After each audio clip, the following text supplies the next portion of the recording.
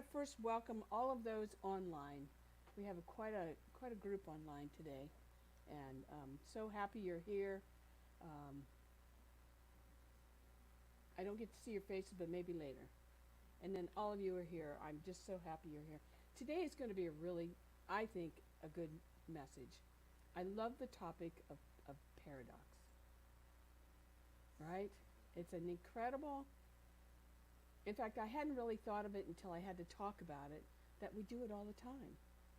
We live in a life that's like this.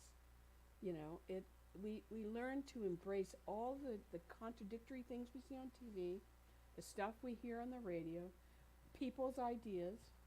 Anybody have an idea this week that was opposite yours? Mm-hmm. How about beliefs? Those are all the time. And then perspectives. What if we didn't have to do that to take one side? How would that feel? How would it feel? Comfortable? Like, oh, thank God.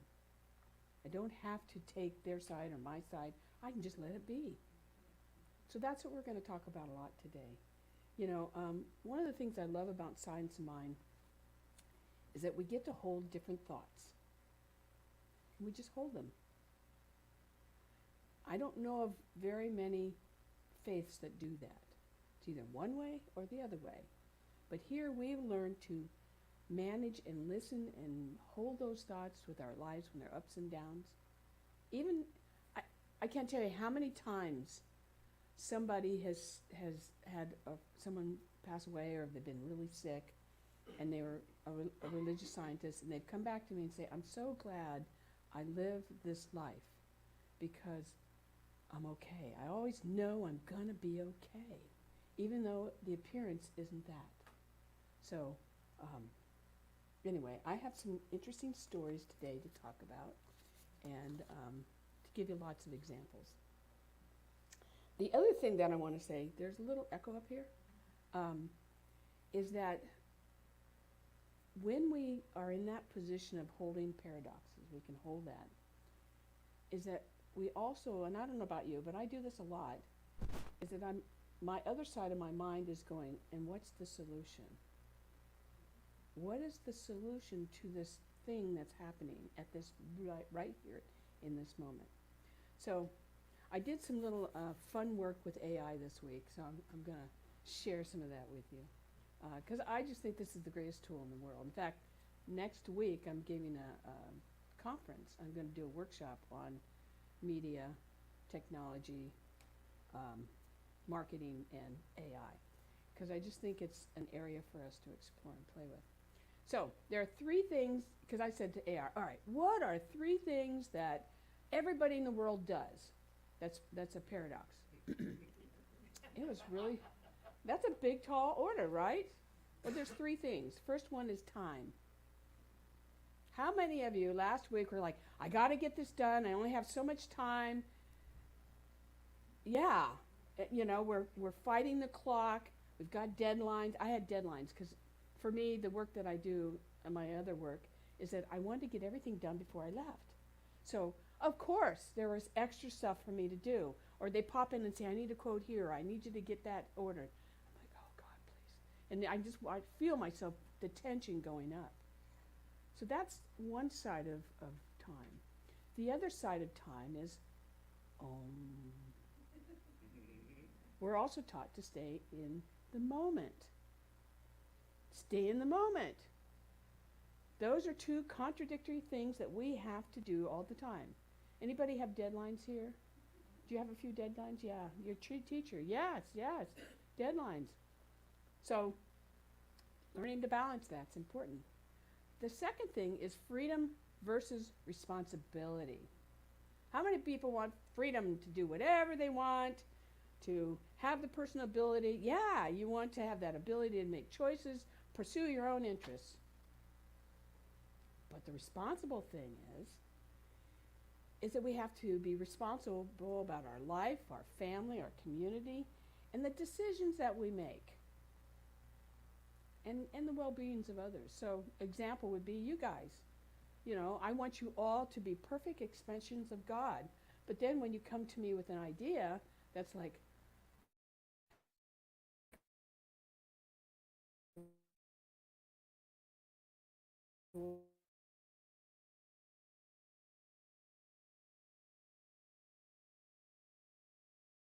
Individuality and community.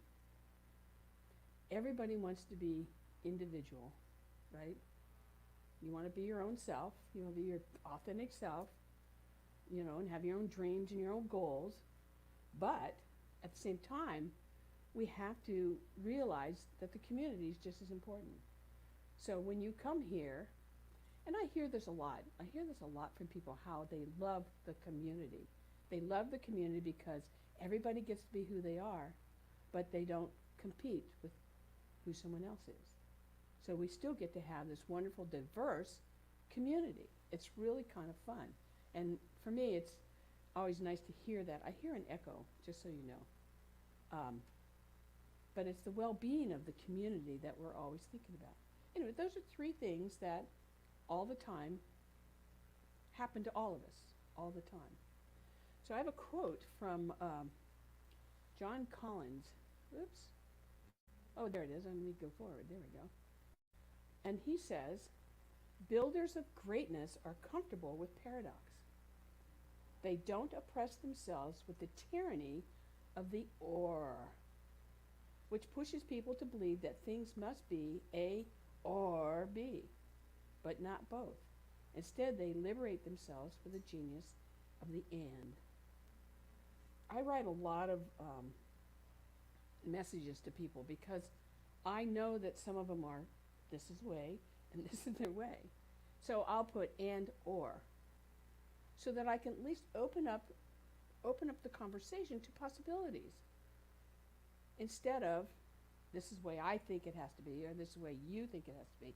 What do you think? And it's interesting because it invites them to think further instead of being stuck. Really, really important. So Ernst Holmes says, for us to remain open at the top, we have to have and hold what we call a paradoxical mindset in order to deepen our spiritual understanding of the world. Because the world is very complex. Would you agree? It's very complex. There's a lot going on. There's languages, there's views, there's political stuff, there's just all kinds of things.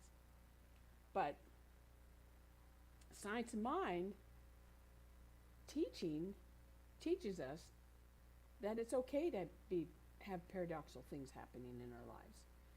One of the tenets is an example would be, we believe in oneness, right? We all believe in oneness, right? But we even see suffering and struggle in the world. But we're part of that. Whether we're there or not, we are part of that.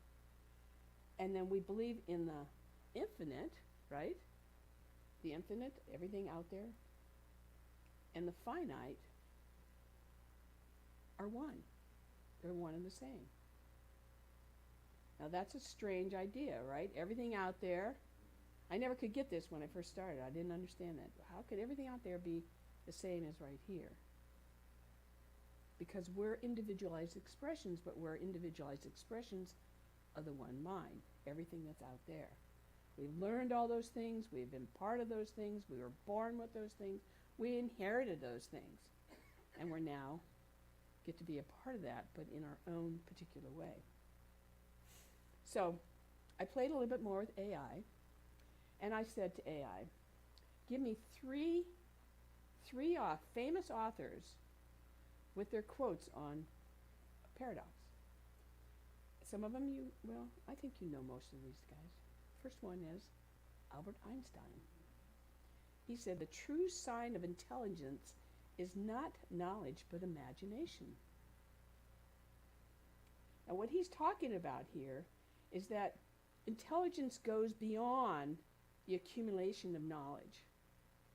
It is about being imaginative, being creative, seeing beyond the conventional. We have a sign up here that says, think outside the box, right? You've heard that. It's exactly the same thing. You have to think beyond just what you think you know. Be imaginative.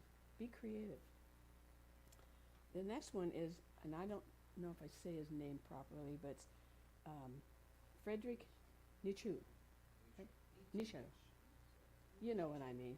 Anyway, I looked it up and made them say it to me on the computer today because I wanted to say it correctly. But he says, you have your way, I have my way. As far as the right way, the correct way, and the only way, it doesn't exist. It doesn't exist. And he's suggesting that there's no single right way, and each individual is valid, highlighting the multiplicity of truths. And I see this in our political world right now. And not that I'm going to get into that, but my point is there's so many ways to solve a problem. There's so many different opportunities. And it's really about us getting together and talking about it.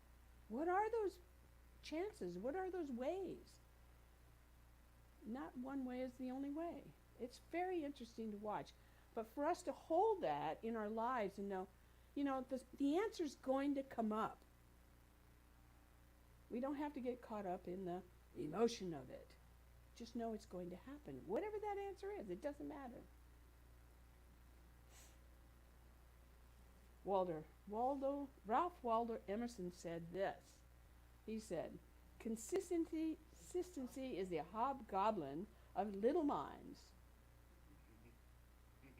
I thought, whoa, okay, what does he really mean about that? He says that paradox that is rigid consistently can limit one's growth and understanding. I know that great quote. So just being rigid, and every time I think of rigidness, I always think of a horse with blinders. Just being this way stops the flow. It stops our flow from moving forward. So we have to learn how to embrace flexibility. And I'll tell you about a minister I once knew. I won't say who it was, but it was so interesting because, and this is in my younger days of just being a student of science mind, one student would ask her one question, she'd answer it this way. Another student would ask the same question, she'd answer it that way. And we're all like so confused. What's she really trying to say? And she was just trying to pull up what was it that meant something at the moment, or maybe the inflection of their voice. Or maybe the question had deeper meaning because she knew more about them. But what she was doing is that she was using the infinite intelligence and her own spirituality to allow that to unfold. And so, but it was hard to understand what she wanted or what she meant. So know that when there's confusion out there, it's really in our minds. It's not really in their mind. So it sounds weird, but that's the paradox, right? So I want to give you another one because I think that the material that we have here at Ohm, like one of the things that we did is we created, and thank you George Thorne for helping me with this, this is a book on, in a way, of different famous people saying the same thing. Because we don't just say it one way, we say it 100 ways, so that when you're out in the world, you get to express it different ways. You get to explain what we do here in different ways. So I'm just going to give you a couple here. We call it Wisdom of the Ages. So let's see, which one that you guys might like? Law of Attraction, Love. How about Abundance? That's a good one, right?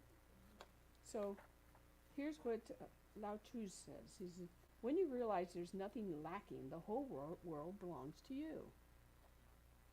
Okay, that's one. But Earl Nightingale says it this way. You are, at this moment, standing right in the middle of your own acres of diamonds. So there's two different ways of looking at the same thing. Ernest Holmes says, stick to it that you are rich. In other words, claim that right now. Get the $1 million consciousness. There's no other way. And one more. I'm trying to make these short. I like this one, and we teach this one a lot. See money coming to you from every source and from every direction. Know that everything is working for your good. Those are, those are different ways of saying the same thing, meaning the same thing. But we tend to look at this and go, well. But here we teach you all of it because it's important that you have a wide range of thinking how life works. So, So this week, or this month, we're looking at the playful exploration of paradox. So I have a story. Now everybody understands what a paradox is, right? Holding several thoughts that might be opposite at the same time. So let me give you an example. This is a fun one. Happened to me yesterday. Always happens to me, right? I took our beloved puppy to the dog park. That's a paradox in itself. And so, I talk to some people, but I'm not like super friendly. I just kind of do my thing, watch my dogs, make sure nobody gets hurt, that kind of thing. And we go to Mass Park in Santee. So it's a very large park, and lots of variety of animals and people and so forth. Anyway, I'm kind of just hanging out, and this gentleman comes up to me, and he starts to talk to me. Now, I didn't invite him. He just kind of starts to talk to me. And he says, "Oh, this is my dog. She can't see." I'm like, "Oh, okay." I didn't think anything of it. And she says, "But if a dog comes up to her and gets too close to her, she'll get him. She'll like nip at him." I'm like, "Oh, well, that's good to know." So of course, who do you think does that? Forrest. Anyway, he learns real fast after a while. Only took a couple times. But anyway, this gentleman keeps talking to me, and what I notice is, and I have no agenda, I'm just kind of there, right? So he starts talking to me, and we start talking about the pricing of homes. Why, I don't know, but we start talking about it. And he just seemed alone. He just like wanted to talk to people, talk to somebody, right? And I was just kind of like, oh, okay, he's alone, but he wants to talk. Okay, I got it. So he tried to find out where I lived, and which is fine. And I said, well, I live in Eucalyptus Hills. Oh, that's a really nice area, blah, blah, blah, blah. And then he went into selling of homes and where he lived and his wife, and, it just went on and on. I'm like, okay, well, I'm just going to listen. So all I did was listen. Then we turned to politics. And he had some interesting words about what's happening today. Whatever. I just listened. I was just a good steward of listening. And then he said, I'm one of those kind of conspiracy guys. And I went, okay, now I can feel myself going like this. I can feel it, and I'm like, all right, now what's coming? What's coming next? I didn't agree with him. I didn't disagree with him. I made some small comments here and there, but I just kind of listened. This is an important thing I'm saying. Listened. Now, I want you to know I could have had my opinions. Everybody knows Reverend Suzette has opinions. But I say they're opinions, right? I don't make you buy into them. I'm not trying to force you into anything. But I have my own opinions. I didn't do that.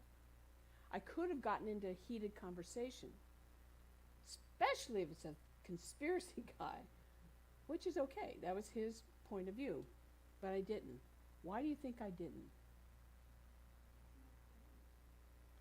You're close. Because I believe that it's more important to not necessarily be right, but just to open myself to listening to what he had to say, at least at that moment. Most of the time, that's what I do. I try to listen. Not always good, but most of the time. I wanted to hear what he had to say because, you hear it over here and you hear it over here, but you never really experience it face to face. Maybe you do, but I haven't. So I just kind of listened. Again, listened. Because I knew I didn't have to buy into what he said. I didn't have to agree with him. I could just allow this human conversation to take place. Just to be there. That's one of the reasons why we have living room conversations. Is because everybody has their own thought about something. And I didn't have to judge him. I didn't have to make him to be wrong. I just listened. Because that's all mattered. It was a human interaction. Now, the interesting thing is I didn't really interject a lot. And so he kept changing subjects over and over and over. I thought, okay, I'll just be there. And then an interesting thing happened. He went away on his own. I'm like, okay, okay. Because I didn't engage with it. I didn't force anything. I just listened. I was just present in the moment. See, I knew, and here's the spiritual part of this, is that I had choice. I had choice to be there or get up. I had choice to let him talk, or I could have given him my own opinion, but I just listened. I had freedom to be who I wanted to be. But since I consider myself a spiritual person, I also looked at this as a responsible way to actively navigate the tension in my body, because I did have that, and to allow the opinions to happen without any reaction, and to be a conscious contributor to the well-being of the community. Now, I noticed that when I wrote this, I went, that's really what I did, but I didn't notice it at the time, which tells me that I have been training myself for a long time to be like this, but I didn't really realize it till I wrote this. So I want you to think about yourself. Are you consciously doing that when you're in those situations? I know most of you are, and if you're not, you're always evaluating. That's good. That's really good. The thing is, there was nothing to prove there. It was just a dog park after all. I was just in a dog park. And this, I mean, I've talked to some of my customers where they're in a grocery store and they've been bullied. And they just don't do anything. It's just so amazing to me, and I never thought about it, and I won't give you the details of that, but it was like, this is somebody I really cared about, and somebody was doing something that didn't seem normal. The point being is, they didn't have to do anything. There was something else going on over here. They didn't have to participate. Ernst Holmes says this. He says, we need to develop a good natured flexibility. Nature demands this, for if the tree did not bend before the wind would break it, it would break. We are apt to hold our thoughts so static that it finally becomes a habit, which destroys not only our mental happiness, but also the spiritual influx. So in other words, if we're not willing to bend a little bit, we're holding back our good. And our good is that which we want to give out. So simply allow. Now, I do want to say there are times where you don't want to be participating. I listened to Cindy on the phone with, she's in the Access and Crisis line. And there are some really nasty people that call. I mean, I've never heard this before. And I thought, why do you call? It's because they're mentally ill. That's all. But they now have a protocol to say, you know, since this is the way you're behaving, we're just going to hang up. Before, she used to take it, and I would go, oh, how can you take that? That's really hard work to take somebody who's really nasty to you. And I could watch her get really drained. And she couldn't be effective then with the next client that she would work with. So I'm glad to see that her company is doing something about that. But the point I'm trying to make is that when we are so cut off, we cut off spirit to guide us. So don't do that. I can't tell you what to do, but I encourage you not to be closed off. And if you find yourself that you are that way, this is kind of silly, so you have to go with me on this, is say, you know what, I'm just going to wait a minute, and then turn around and say, let's try that again. It's silly, but it works. And if it doesn't work, you say, turn around, and I'll see you in 10 minutes. Till you calm down and you can think better. Life is difficult sometimes, and it just is. Don't be afraid to just ask yourself, what do I need? And then go forward. So I want to leave you with, I've got a few more things here, but I want to leave you with some of the benefits of having a paradoxical mindset. And I made a slide because they are so profound. I thought, well, we need to know this. And there are many ways that we learn. So this is one of them.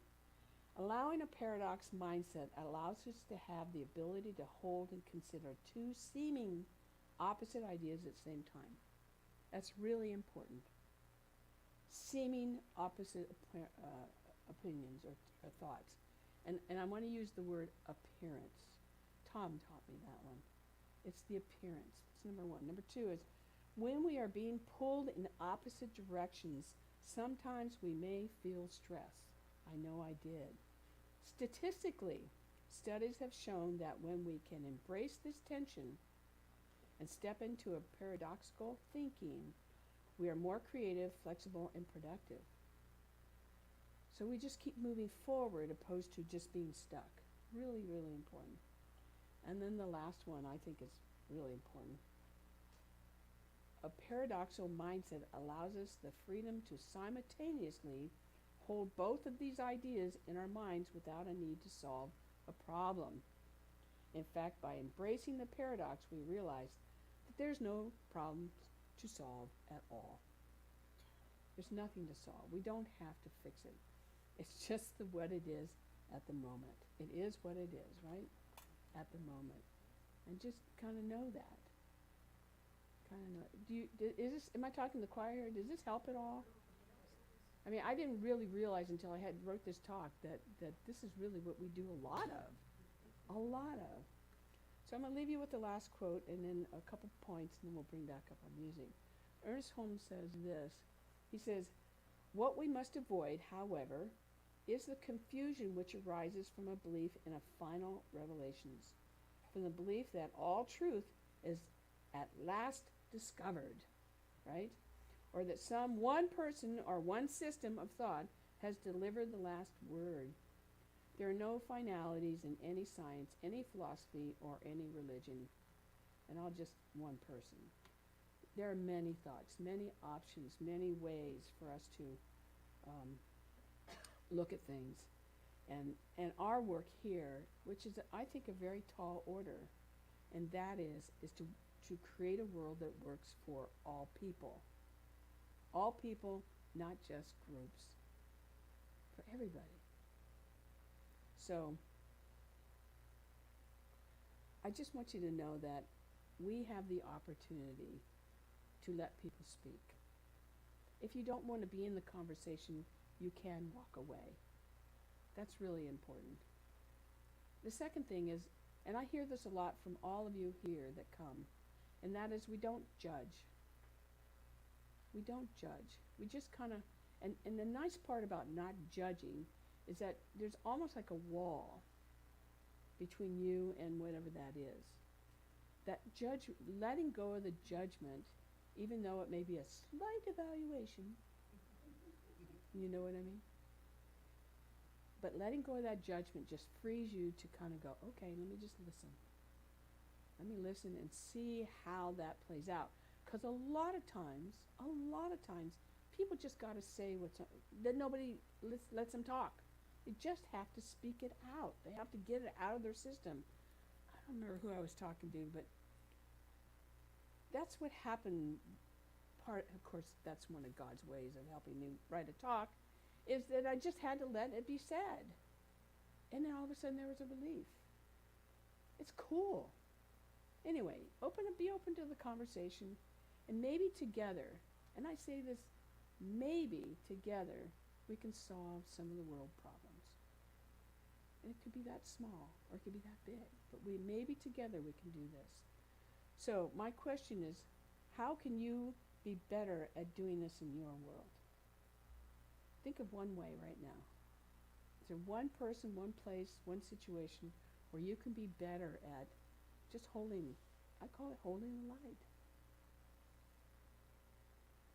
Everybody have someplace? I figure you did, because we're all working at it, so.